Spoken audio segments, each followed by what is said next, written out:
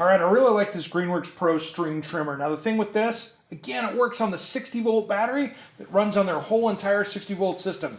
So every tool in your garage can run off this single platform. I even like that it's got its own battery health meter on there, so you can grab it and take a look and see if it actually is lit up. This one here, fully charged. What I like about it is the battery just slides right in the back, clicks into place. All you gotta do is pull the trigger. This thing will run up to 40 minutes. People think, wow, it's got a battery, it's gotta be heavy. Under 10 pounds, and it's perfectly balanced. It's ready for you to go out and get the project done.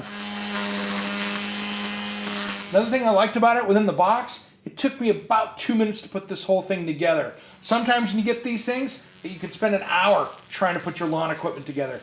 Well designed and easy assembly. With this handle, you can hit different angles with it and still use the trigger. So it's easy to use whether you're cutting down weeds or edging around the outside of your lawn.